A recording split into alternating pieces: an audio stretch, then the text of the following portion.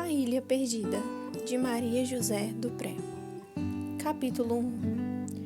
Na fazenda do padrinho, perto de Taubaté, onde Vera e Lúcia gostavam de passar as férias, corre o rio Paraíba, rio imenso, silencioso e de águas barrentas. Ao atravessar a fazenda, ele fazia uma grande curva para a direita e desaparecia atrás da mata.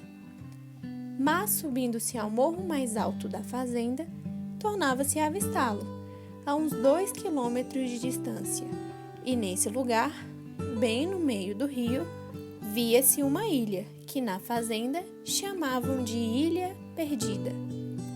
Solitária e verdejante, parecia mesmo perdida entre as águas volumosas.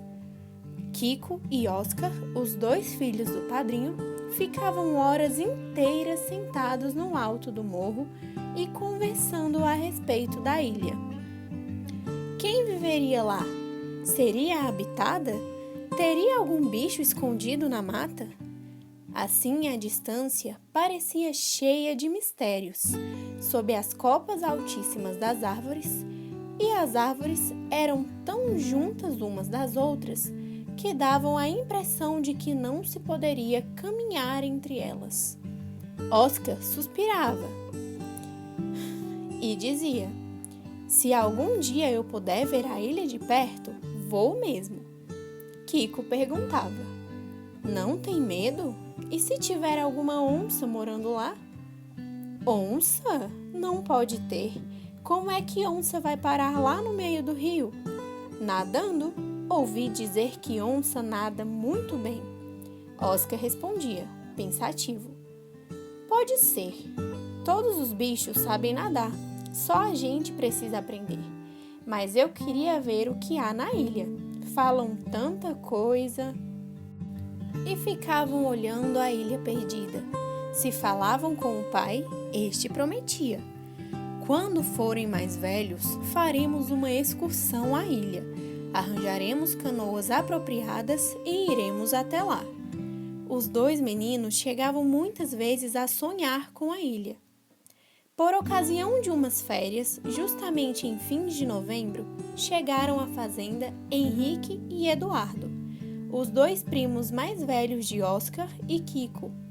Eram 2 meninos de 12 e 14 anos, fortes e valentes. Montavam muito bem e sabiam nadar. Logo nos primeiros dias, percorreram sozinhos grande parte da fazenda. Subiram e desceram morros. Andaram por toda parte e, ao verem o riozinho, onde Vera e Lúcia tinham ido pescar uma vez com o padrinho, apelidaram-no de Filhote do Paraíba. Madrinha avisava: "Vocês não devem andar tão longe de casa. De repente, não sabem mais voltar e perdem-se por aí." Eles riam-se e diziam que não havia perigo. Continuavam a dar grandes passeios e, quando ouviam o sino dar badaladas, tratavam de voltar depressa. No terraço da casa havia um grande sino que padrinho costumava tocar todas as manhãs. Dizia que era para acordar os dorminhocos, mas quando Henrique e Eduardo demoravam um pouco mais nas caminhadas, padrinho tocava 3 badaladas, conforme haviam combinado, e eles já sabiam que deviam regressar. Uma tarde, os 4 meninos ficaram no alto do morro, olhando a ilha perdida. Como seria bom se tivessem uma canoa e pudessem ir ver o que havia na ilha. Eduardo, de espírito mais prático, foi logo dizendo: "Que pode haver lá? Árvores, cipós, ninhos de passarinhos." Henrique, com a mão no queixo, olhava pensativo em direção da ilha. Depois disse: "Vou ver se arranjo uma canoa por aí, nem que seja emprestada ou alugada. Impossível que ninguém tenha uma canoa. Eu sei remar, aprendi em Santo Amaro com os primos." Os olhos de Kiko brilharam de contentamento. "Você sabe mesmo remar?" Oscar disse uma frase que esfriou o entusiasmo de todos. "Nem pensem nisso. Papai não deixa. Já pedi muitas vezes e ele não deixa. Continuaram a olhar o rio. Henrique perguntou: por que chamam de Ilha Perdida? Kiko explicou: ninguém sabe direito, de certo, porque parece mesmo perdida no meio do rio. Quando viemos para cá, já a chamavam assim. O Bento disse uma vez que morava gente lá, mas não acredito. Acho que é boato, mas os moradores daqui dizem isso. Os primos ficaram mais interessados. Quem mora lá? Será possível? Chame o Bento para perguntar. Bento era o filho da cozinheira Eufrosina. Kiko e Oscar começaram a gritar com toda a força: Bento! Ô Bento, vem cá! Ouviram uma voz lá embaixo do morro, respondendo: já vou! Bento estava recolhendo os bezerrinhos do pasto. Quando acabou o serviço, subiu o morro bem devagar, cansado, suarento e mastigando um capim. Encontrou os 4 meninos sentados no chão e conversando a respeito do rio. Henrique perguntou: Bento, você sabe se mora gente naquela ilha? Bento olhou em direção da ilha e coçou a testa. Há muito tempo ouvi dizer que morava lá um homem ruim, mas nunca vi nada, não sei se é verdade. Eduardo levantou-se e chegou mais perto de Bento. Você nunca viu mesmo nada? Nem um sinal de que há gente lá? Bento hesitou, olhou o chão, tirou o capinzinho da boca e falou: para dizer a verdade, um dia eu vi uma coisa lá. Os 4 entreolharam-se. Kiko pediu: o que foi? Conte, conte. Vi uma fumacinha saindo do meio daquelas árvores mais altas, lá bem à direita. Estão vendo? Daquele lugarzinho, vi uma vez sair fumaça. Só uma vez? Veja se lembra, Bento. Só uma vez, mas era uma fumaça comprida que ia subindo, subindo até as nuvens. Oscar perguntou: e você não teve vontade de ir ver o que era? Eu ainda era pequeno, nem pensei nisso. Vocês, nesse tempo, ainda estavam em São Paulo, não tinham vindo para cá. Kiko disse: e por que não nos contou isso antes? Bento respondeu: ué, nunca ninguém perguntou nada, agora perguntaram e eu respondi. Desse dia em diante, Henrique e Eduardo não falaram mais na ilha, mas não pensavam noutra coisa. Durante o dia, passeavam pelas margens do rio, explorando todos os recantos. Alimentavam um único desejo: seguir aquele grande rio e ver a ilha de perto. Quando Kiko e Oscar convidavam os primos para irem até o riozinho, eles iam, mas não achavam graça. Não gostavam do filhote do Paraíba. Achavam insignificante aquele riozinho sapeca que dava 1000 voltas antes de ser engolido pelo grande rio. Um dia, Henrique, que andara sozinho até mais abaixo da fazenda, voltou nervoso para casa e segredou ao ouvido de Eduardo: descobri uma canoa velha amarrada lá embaixo na curva grande. Parece abandonada. Eduardo, que estava saboreando um pedaço de goiabada com queijo, quase engasgou de emoção. Não diga! Estará boa para navegar? Não examinei muito bem. Corri primeiro para avisar você. Então vamos ver. Saíram correndo para o lado do rio. Nem ouviram a voz da madrinha. Não demorem muito, parece que vem chuva. Pulando moitas, desviando-se dos galhos dos arbustos, subindo e descendo barrancos, os 2 meninos foram ver a canoa amarrada na margem do rio. Eduardo foi dizendo pelo caminho: não conte a ninguém a história da canoa. Se Oscar e Kiko souberem, vão contar ao padrinho e não se pode fazer mais nada. Não conto nada, nem ao Bento. O coração de ambos batia apressado. Iriam ver, enfim, a ilha verdejante do meio do rio? Aquela ilha tão bonita, com tantas árvores, tanta folhagem, tanta beleza? Devia estar cheia de papagaios, verde de periquitos, enfeitada de flores. Impossível que ali vivesse algum homem ruim. Homens ruins não vivem em lugares bonitos como aquele. Quando chegaram ao lado da canoa, ficaram extasiados, imaginando o passeio que dariam até a ilha. Eduardo observou. Está bem velha, Henrique. É capaz de encher d'água. Qual? Replicou Henrique. Eu acho que está bem boa. A gente pode calafetar os lugares onde ela está estragada. Inclinaram-se e começaram a olhar o fundo da canoa. Henrique pulou para dentro dela e, equilibrando-se, começou a rir. Ih, que bom! Agora sim, daremos belos passeios. Eduardo era mais calmo. Espera, Henrique. Temos que arranjar muita coisa antes. Arrumar cola para tapar os buracos, levar comida para passar o dia inteiro. É mesmo, nem lembrava disso. Precisamos de uma caixa de fósforo para acender fogo. Isso eu peço para Eufrosina. A comida também peço para ela. Não vá fazer as coisas de maneira que eles descubram tudo. Não há perigo. Eduardo continuou. Temos que levar uma lata com água para beber. Água? Pois não há tanta água no rio. Mas precisamos de água pura. Essa água do rio deve ser suja. É tão escura. Temos que levar também faca ou canivete. Levo o meu canivete. E o principal é não contar nada lá na fazenda. Se desconfiarem de alguma coisa, não nos deixam ir. Naturalmente, não se conta nada, nem deixamos que eles desconfiem. Meia hora depois, voltaram para casa, ainda excitados com a novidade. Não dormiram bem durante a noite.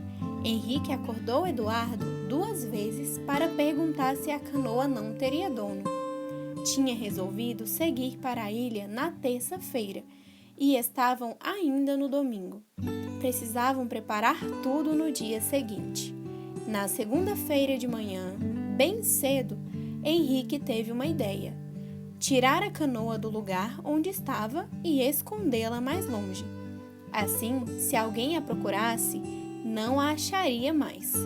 Foram para lá e, com grande dificuldade, tentaram puxá-la para a terra, mas não conseguiram. Então resolveram cortar muitos galhos de árvore e cobriram-na para que ninguém a encontrasse. Foram depois falar com Nhoquim, o homem que lidava com as vacas no estábulo. Ele estava limpando as unhas com a ponta do facão. Eduardo falou: Nhoquim, viemos pedir um favor ao senhor. Ele enfiou o facão no cinto de couro. Que é que estão querendo? Henrique foi dizendo. Uma corda boa, dessas com que o senhor amarra bezerro. Gentes, para que querem uma corda? Eduardo piscou para Henrique e falou. Queremos fazer um balanço numa árvore do pomar. Nhoquim observou. Só falando com o patrão. Não posso dar corda assim sem mais nem menos. Eduardo pediu. Ora, Nhoquim, faça esse favor. Não precisa ser corda muito nova. Uma velha mesmo serve. A gente emenda os pedaços ruins. Pacientemente, Nhoquim tornou a tirar o facão do cinto, picou o fumo bem miudinho para um cigarro de palha e enrolou-o, enquanto ouvia as súplicas dos 2 meninos. Depois disse, se não se importam que a corda seja velha, levem essa que está aí na cerca. Para alguma coisa ela serve. Muito obrigado, Nhoquim, muito obrigado. A corda estava arranjada. Durante a noite, haviam lembrado que para tapar os buracos da canoa era preciso estopa e piche. Muitas vezes tinham visto a lata de piche encostada num canto da casa. Servia para passar no terreiro, onde espalhavam o café. Mas onde arranjaram um pedaço de estopa? Foram à cozinha. Eufrosina estava preparando o almoço. Henrique falou primeiro. Eufrosina, você tem aí um pedaço de estopa velha? É para enrolar uma venca muito bonita que encontramos na beira do rio. Eufrosina voltou-se, despejou na palma da mão um pouco do caldo que estava mexendo e provou, estalando a língua. Para embrulhar a venca, não se precisa de estopa. Espere aí que dou um pedaço de pano velho. Eduardo olhou para Henrique. Eufrosina tornou a provar o caldo e a estalar a língua. Eduardo falou, resoluto. Queremos estopa mesmo, senão não serve. Será que você não arranja de algum saco velho? Ela perguntou. Não será para alguma reinação? Vejam lá. Que ideia, Eufrosina! Só depois do almoço. Agora estou ocupada. Mas onde estão os sacos velhos? Diga só. Vão ver na despensa. Agora estou ocupada. Que meninos terríveis! Os dois correram para a despensa e tiraram um grande pedaço de estopa. Levaram para a beira do rio e esconderam-no lá. Só depois do almoço foram tapar os buracos da canoa. Calafetaram tudo muito bem e passaram piche por cima. Havia 2 remos, mas um estava quebrado. Henrique emendou-o como pôde. Passaram a tarde toda nesse serviço e, depois de terem coberto a canoa com galhos de árvore, voltaram para casa, entusiasmados com o trabalho que julgavam feito com tanta perfeição. Durante o jantar, pediram licença aos padrinhos para no dia seguinte visitarem o fazendeiro vizinho. Era um velho que morava a alguns quilômetros de distância. Costumavam ir lá de quando em quando. Padrinho perguntou se queriam ir a cavalo. Eduardo corou e respondeu que iriam mesmo a pé. Queriam fazer uma excursão.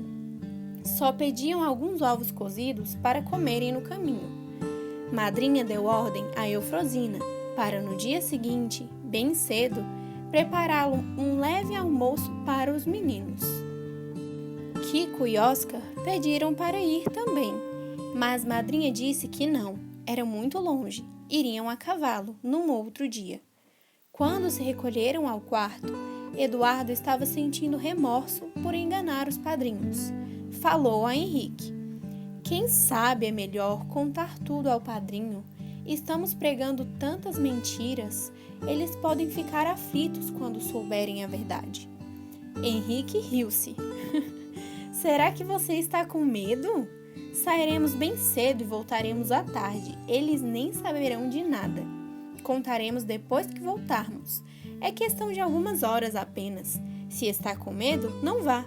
Sei remar muito bem e vou sozinho. Eduardo não respondeu e tratou de dormir. Mas nenhum dos dois dormiu naquela noite. Levantaram de madrugada e foram à cozinha. Lá estava Eufrosina, preparando o almoço para eles levarem. Linguiça frita, ovos cozidos, pão, queijo e laranjada. Eufrosina fez um grande pacote e deu-lhes também uma garrafa de água.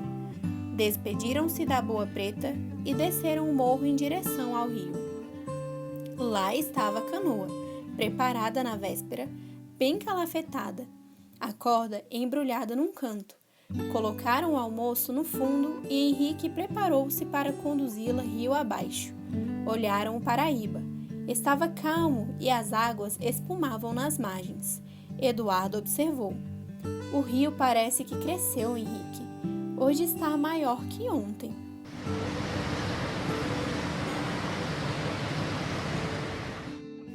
Preocupado em empurrar a canoa para longe da margem, Henrique respondeu. De certo, é por causa das chuvas. Tem chovido muito nestes últimos dias. Mas nós voltaremos cedo. Não há perigo.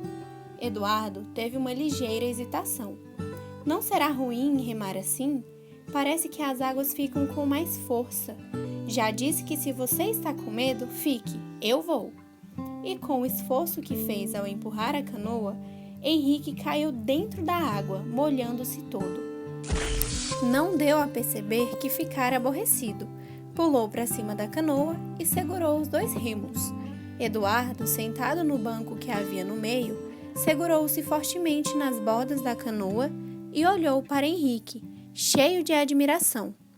Com toda calma, Henrique havia depositado o remo quebrado no fundo e, com o outro, impelia a canoa para longe da margem. Ela começou a deslizar rio abaixo e Eduardo sentiu o coração dar um salto dentro do peito. Pensou coisas horríveis nesse momento. E se Henrique perdesse aquele remo? E se não soubessem voltar? E se o rio enchesse mais? Estava muito arrependido e teve vontade de gritar: Henrique, vamos voltar, eu não quero ir. Mas não teve coragem.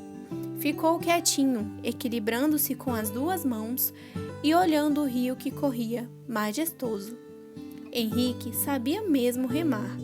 Fez a canoa deslizar sempre ao lado da margem, de modo que quase podiam segurar os galhos das árvores que pendiam sobre a água.